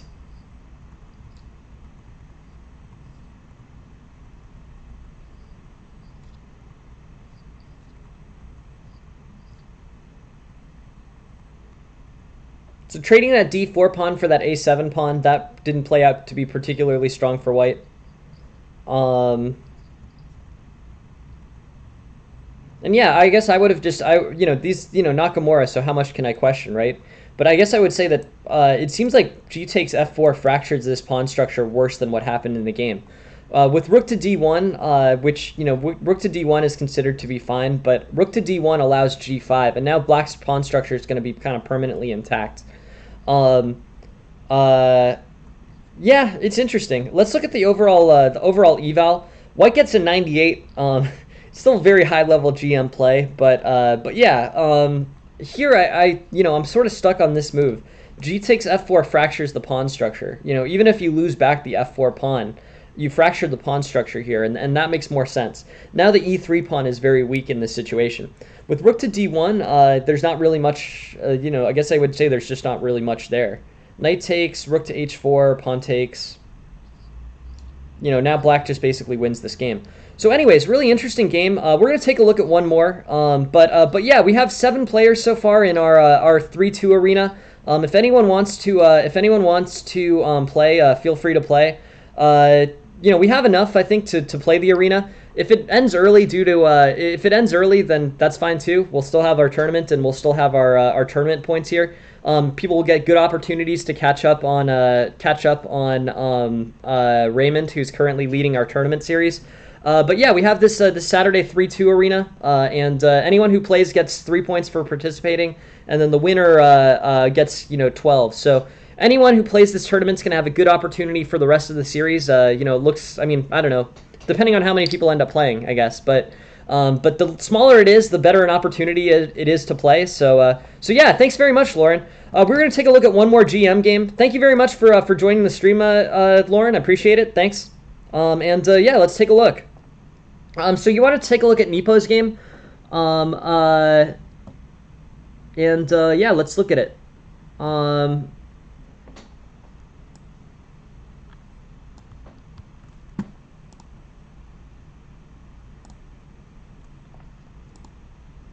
Okay, yeah. So one more game. I was thinking Nepo's game, another GM level game out of this tournament. We can have a special focus on pawn structure here.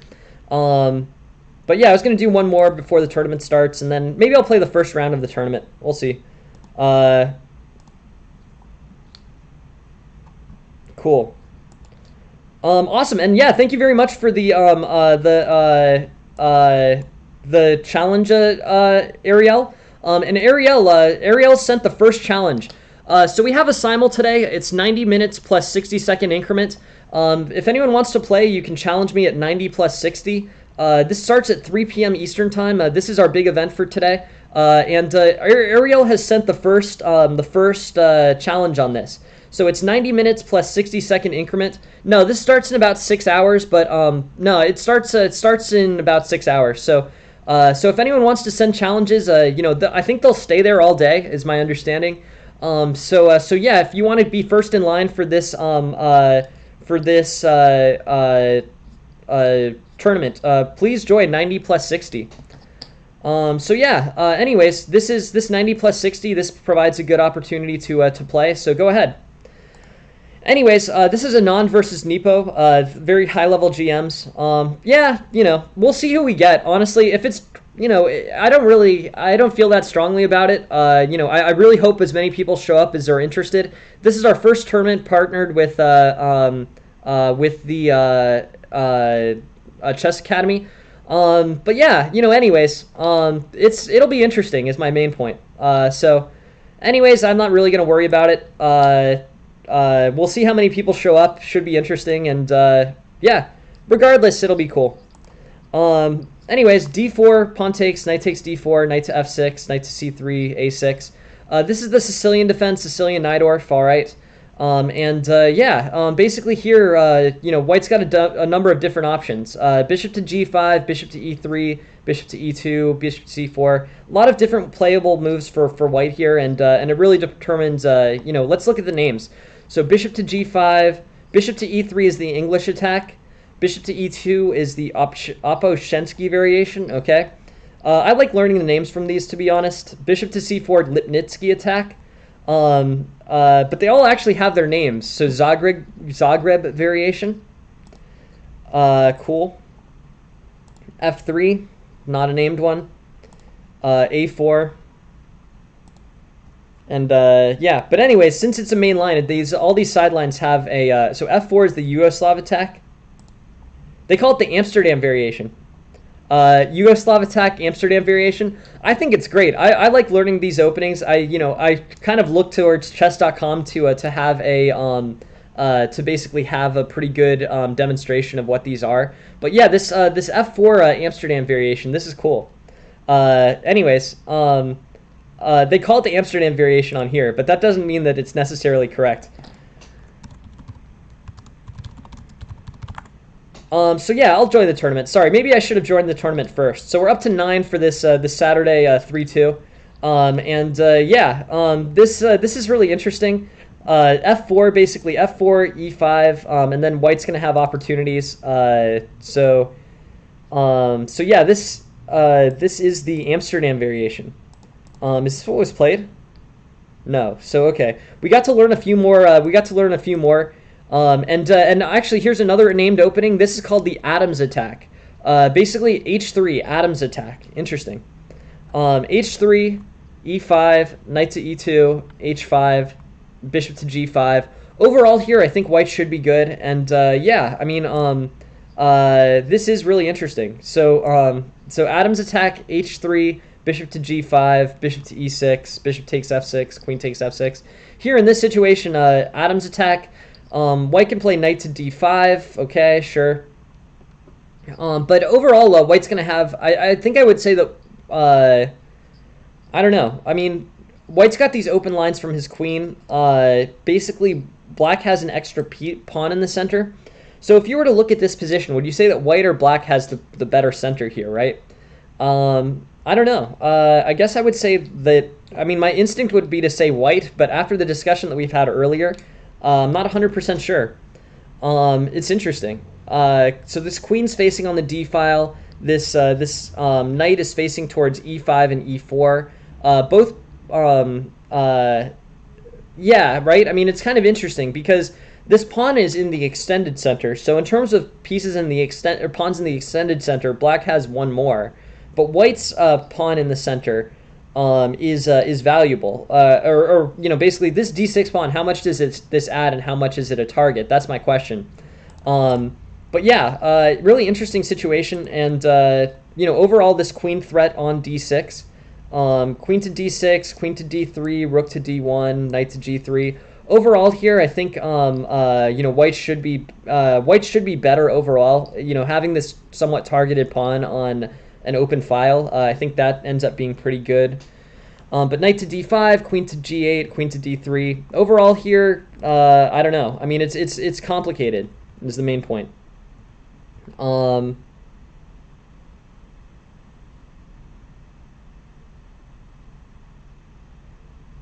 Yeah, dynamically equal. That's a way to say it. By the way, we have 12 minutes until this tournament starts. If anyone's interested in joining, here's the tournament.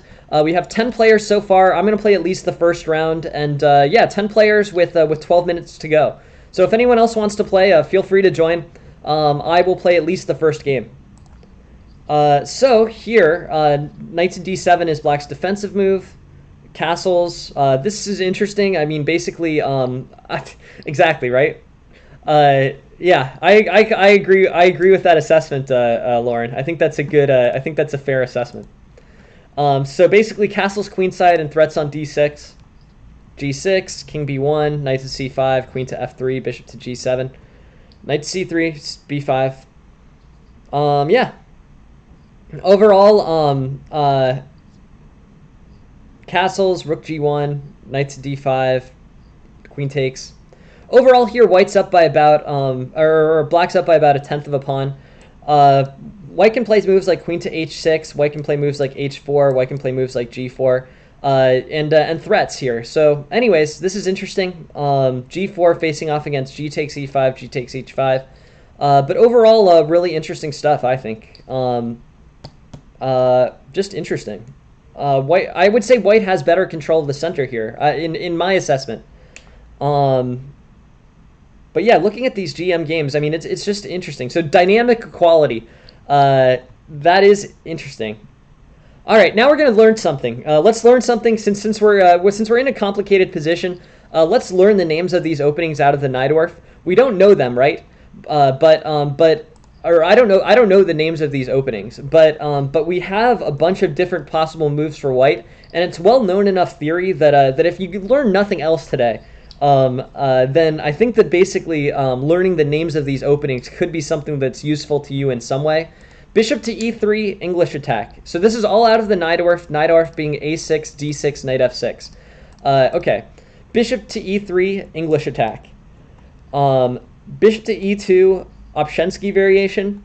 Bishop to c4, Lipnitsky attack. f4, Amsterdam variation. g3, Zagreb variation. f4, Amsterdam variation we saw. f3 doesn't have a name. a4 doesn't have a name. Bishop to d3, interesting. Bishop to d3 also doesn't have a name. But yeah, I think learning these is actually a really cool idea. You know, always we did this one.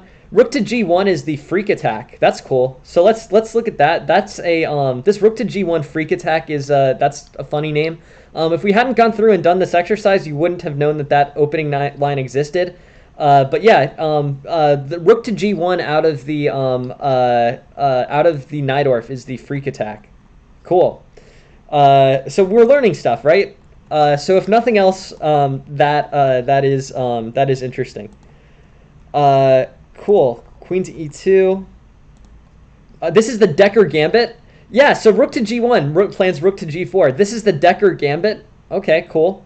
But yeah, let's look at the freak attack line. But look what we learned here, right? We're learning stuff. Is the main point.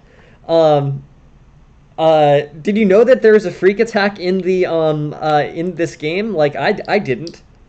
I would bet most GMs didn't. So we're definitely learning something. I don't know if it's going to be the most relevant material, but the rook to g1, we're all walking. Like let's focus on the positive. The positive here. We're all walking away having learned something, right? Right? I mean, we didn't know this. This is the Najdorf. This is a very common opening, and we didn't know what this opening was. This is the freak attack as determined by the Sicilian defense. I'm just gonna Google just to see, whether this is a unique naming for the. Yeah, but no, look, it's referenced on both chess.com and Lichess, okay, and Reddit. So between those three, we have actually a good amount of sources to indicate that this freak attack is actually a thing. So I guess I'm just kind of impressed. I think that's pretty cool, right? We learned something. We learned something that's somewhat half-what practical here, right? So this rook to g1 freak attack, right? Well, I mean, it's interesting. It's always a good fallback plan, right? Like if you have this, if we want to make sure that people learn things, we really did just do that, right? So yeah, so let's learn the mainline freak attack, right? I didn't know that opening existed, but we can look at it. E5, knight b3, bishop to e6, g4, d5, e takes d5, knight takes. Queen takes d5. Looks like a pretty simplified opening. This g4 pawn never really goes anywhere, but this is actually a mainline opening that leads white towards something slightly better than equality. So we've actually really learned something, but we've learned something is the important point. Queen takes d5, queen takes d5, bishop takes d5. Okay, we're in a relatively simplified position. This g4, gains space on the king side, but isn't super helpful. But the thing about it is, we really have learned something in this stream, right? We are all walking away from this stream having more knowledge than we did when we started, right? I think that's cool. I don't know. Yeah. So I think that's pretty interesting.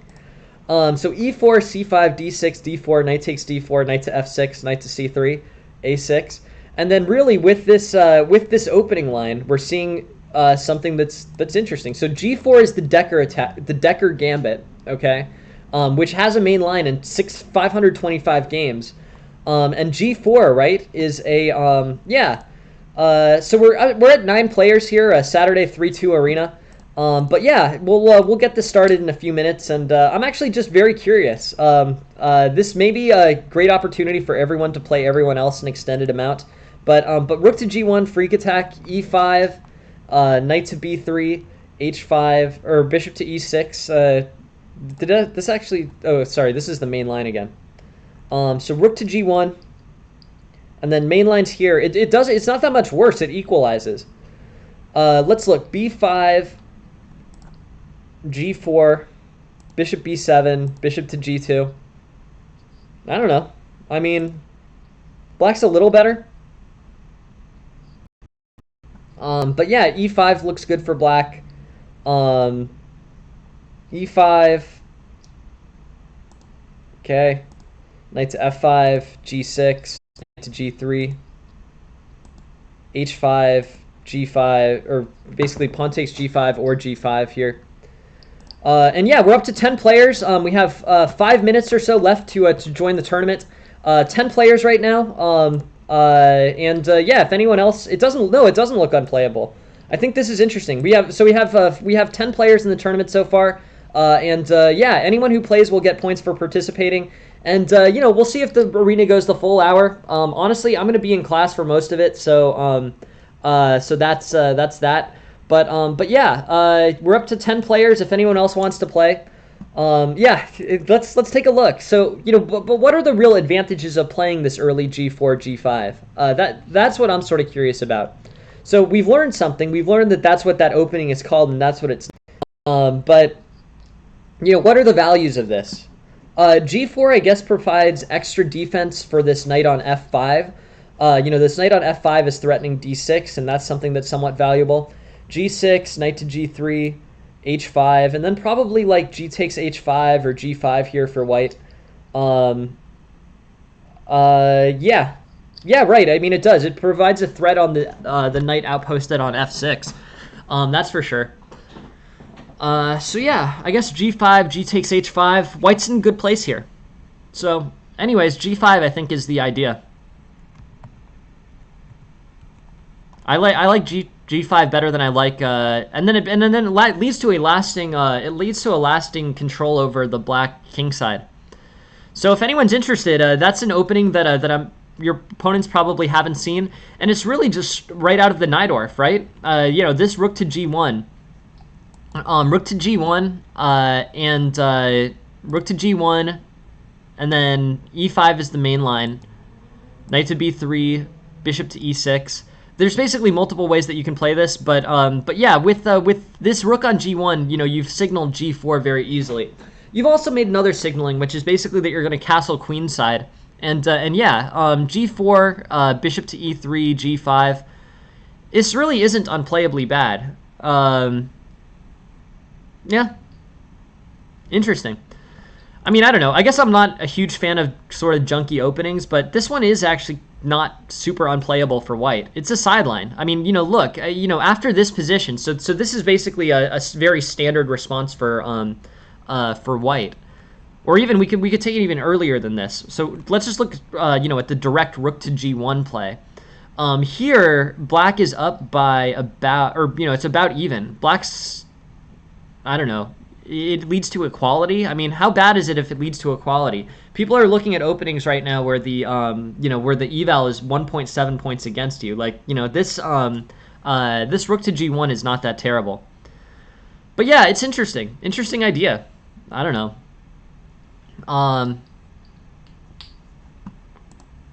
We're up to 11 players in our 3-2 tournament. If anyone else wants to join, we have 2 minutes to go until it starts.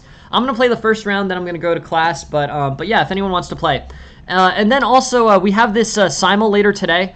So if anyone wants to challenge, I'm going to go live at about 2:15, 2:30. And we've got one player so far. We've got one player so far, and the time control is a 90 minutes plus 60-second increment. So get prepared for that. Yeah, cool. How do you use the eval of 0.11 versus 0.14 versus by the computer? I guess I would say that that I wouldn't worry too much about that. 0.11 versus 0.14. I don't know. That's pretty much. I would say those two are pretty much equal. Oh yeah, plus equals or so. Yeah, I mean I would say equals is fairly safe. But yeah, overall, I mean, comparing those two together, I guess I would say that that's about equals. Comparing the others, I guess I would say that, plus equals. But yeah, using this quantitative method, well, it's so variable too as well. I mean, it's variable between engine to engine exactly whether it's a 0.1 advantage or a 0.2 advantage, right? That is a fairly indistinct way of doing eval. But anyways, we've looked at something very interesting today. We've looked at different pawn structures. Here's the pawn structure out of this freak attack. We've learned that now, and basically this freak attack is going to involve E5, knight to B3, bishop to E6, and G4. Rook to G1 backing G4, and G4 putting pressure on F6. So G4, and then threats on G5, and yeah. Yeah, well, I mean, I guess the old one lacks specificity. This one lacks clarity. All right, cool. Good luck, everyone. We are starting this 3-2 arena, and thank you all very much for joining the stream. I'm gonna play one game, and I've got Amy Michelle in the first round. Thank you all very much for joining. We have the tournament link here. Let me just get it. Yeah, this this link here. If anyone wants to join the arena, I'm kind of curious just in terms of looking at this. Here's the arena live, and yeah, I'm actually just curious if from the club page, we can do this this one right here.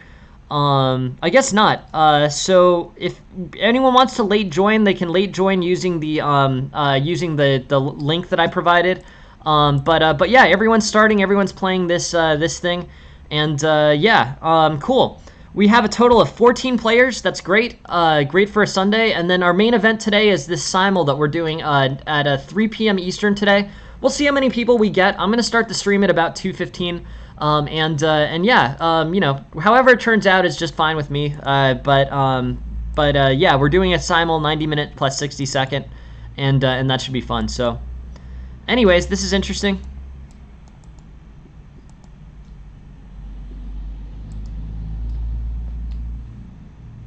Cool. Yeah, thanks, Lauren. Thank you very much for joining the stream.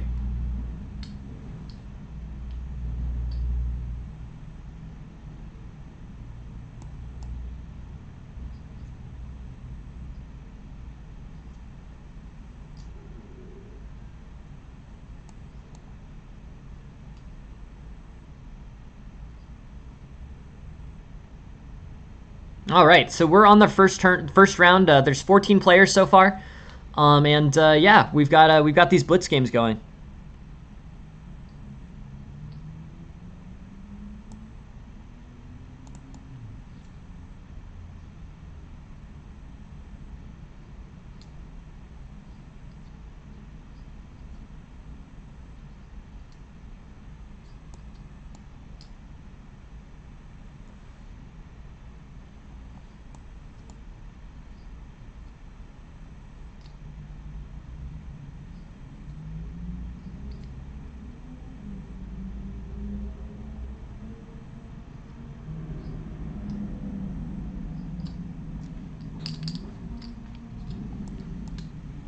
This is an interesting game. I guess I don't know what would I say here. This is kind of interesting. Basically, threats on G5. White's got some pretty good threats on Black's queen side, but I don't know. Maybe probably. I don't know. I want to outpost my knight somewhere better. Let's see what happens with knight to D8 and F6. That could be interesting.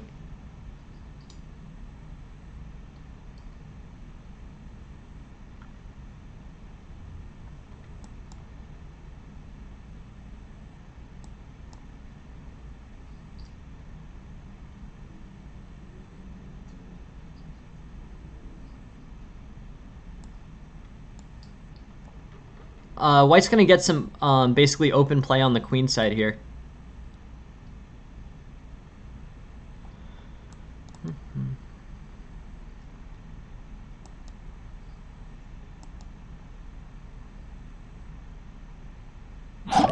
Hey, thank you very much for the follow, Buffa. Appreciate it.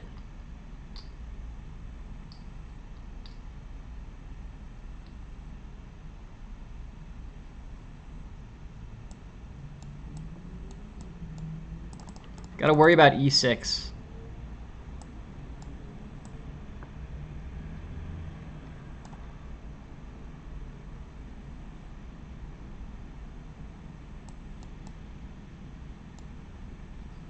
We've got 15 players now. Great. I'll probably send the link out at the end of this. But yeah, this play should be good. 15 players should be enough to run the whole tournament, which is great. That's what I was looking to. This may be a draw.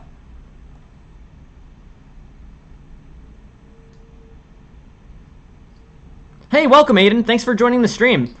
We have a live tournament going. I'm gonna share the link again, but if you want to play the tournament, we've got about 15 players so far. It's an arena for 1 hour.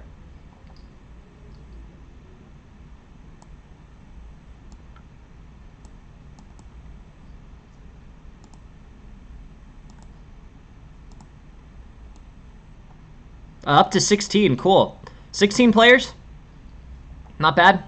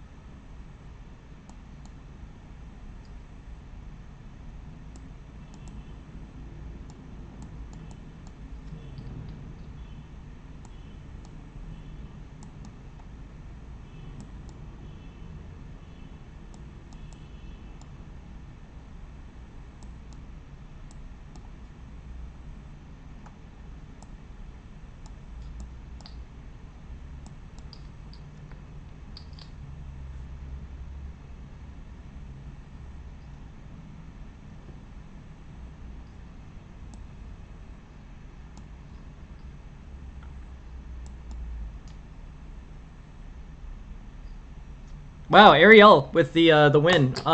Good, very good game, Amy. Thank you very much for playing. Really appreciate you playing, Amy. Thanks. Good game.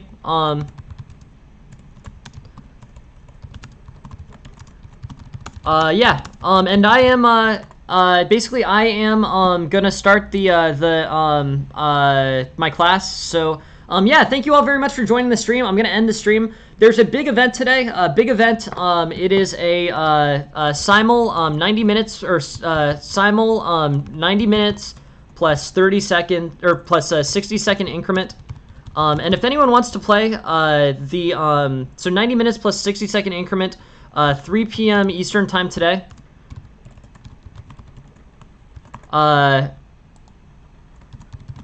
So this is in about 5 hours from now. I'm gonna come live after my class ends at about 2:15. I'm gonna try to get some people to join up on that tournament, and yeah, we'll see what happens. I'm actually very curious. It's a longer time control. Really hope to see everybody there. But yeah, that's the big event for today. So we have our daily small tournament, and then we have hopefully what's gonna be a big simul. So I'm starting at 2:15. I'm gonna start my stream 2:15, 2:30, somewhere between those 2 points, and really I'm just gonna try to get people in for the simul. So thanks all very much for joining. Thanks all for joining the stream, and yeah, really appreciate it. Thank you for being here. Good games, everyone, and have a good day. I'll be back in about 5 hours to start the simul, and I'm about to go to class now. So. Thank you all very much for being here. Good luck to everyone who's playing the tournament. Total of 18 players, not too bad. And yeah, the top players in this arena will get server points for our monthly series. And thank you all very much for playing. Thank you all very much for being here. Have a good day, everyone. I will be back in 5 hours to start the large simul, or I guess I'll be back in about 4 hours. Cool. Thanks, guys. Have a good one. Hope to see you. Hope to see you later this afternoon, later this evening. And good luck in the tournament if you're playing it. Thanks a lot, guys. Bye.